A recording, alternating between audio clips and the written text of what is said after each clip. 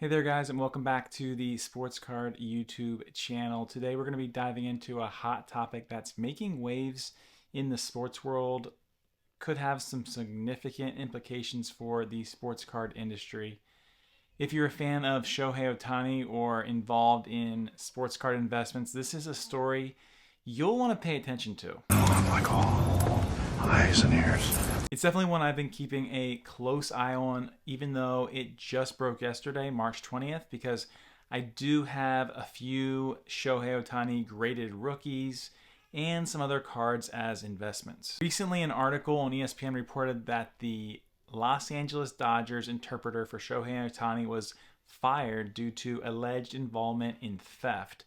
And this development has sparked quite many discussions across the sports community, and I'm here to explore what it could possibly mean for the sports card industry. So more specifically, there were some major questions being asked about why $4.5 million in wire transfers were sent from Ohtani's bank account to a sports betting bookie. Now, I might butcher this name, but Ippy Mizura, the longtime friend and interpreter for Ohtani, incurred the gambling debts to a Southern California bookmaking operation that is under federal investigation, multiple sources have told ESPN. Now, once again, when this news broke, several reporters started to ask a lot of questions about the wire transfers, because why would Ohtani be making those massive wire transfers if it wasn't his money? Suspicious. And also, sports betting in California is actually illegal, so that is drawing all sorts of red flags. And as we know, because of the Pete Rose gambling debacle, Major League Baseball players betting on baseball results in being banned completely from the game forever. I'm banned! You're banned. I mean, he's been fighting to make the Hall of Fame for years. Hasn't really been any movement on it. I guess there's been some votes, but obviously that's a whole other story, but just letting you know, it's a little more background. Can you imagine if this was the case for Ohtani? That would be crazy. But anyway, back to the story. Initially, a spokesman for Ohtani told ESPN that Shohei had transferred the funds to cover his interpreter's gambling debt. However, that got shut down before the story could be published, and ESPN was told Ohtani's lawyers would be issuing a statement. The attorney wrote, and I quote, "In the course of responding to recent media inquiries, we discovered that Shohei has been the victim of a massive theft, and we are turning the matter over to the authorities, with further questions being declined to be answered." Now, this is all coming after developments came from federal investigators examining an illegal betting operation run by Southern California bookmaker Matthew Bollier. So the story and details are emerging as I'm posting this video, so a lot could change in a matter of seconds. But what does this controversy mean for sports card collectors and investors? Let's just break down and figure out and talk about 4 things to consider. And as I've mentioned, I have been selling a lot of Ohtani cards in the last 3 months, especially with all the hype of the move to the LA Dodgers, and I'm holding some of his stuff with high expectations for what's to come. So first, let's talk about player image and collectibles.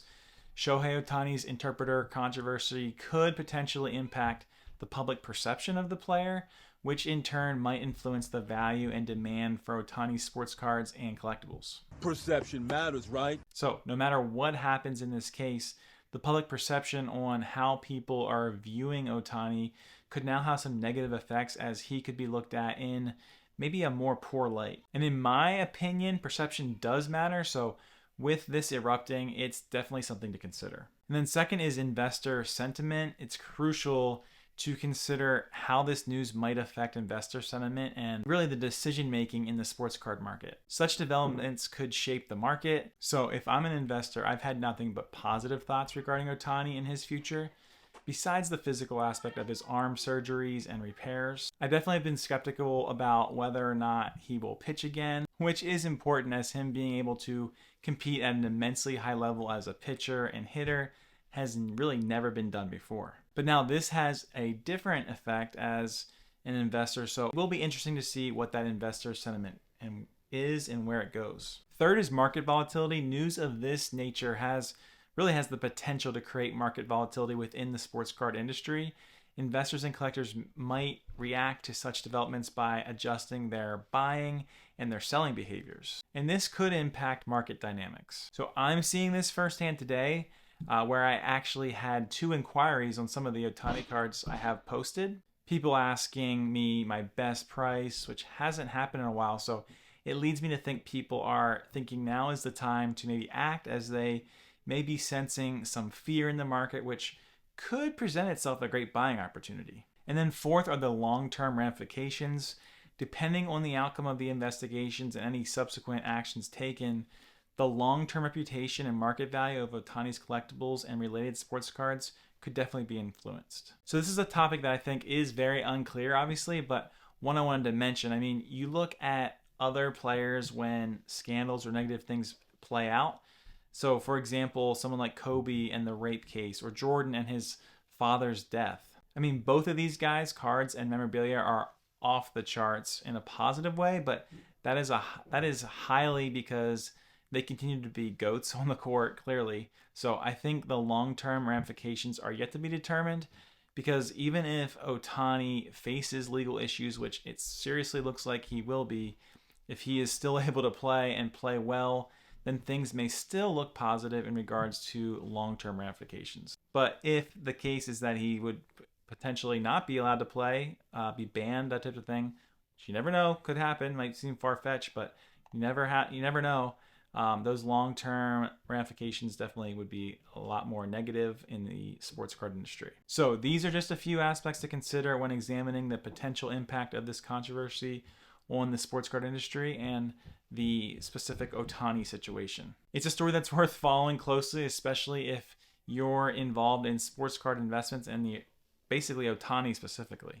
But anyway, I wanted to make sure I jumped on and gave you some things just to really consider, and it's definitely quite a lot. Only time is going to tell. So that's a wrap for today's discussion on the potential impact of Shohei Ohtani's interpreter controversy on the sports card industry. As always, we'll continue to keep you updated on the latest developments and their relevance to the world of sports cards. If you found this video insightful, don't forget to like, share, and subscribe for more engaging content. Thank you so much for watching, and I will see you in the next video.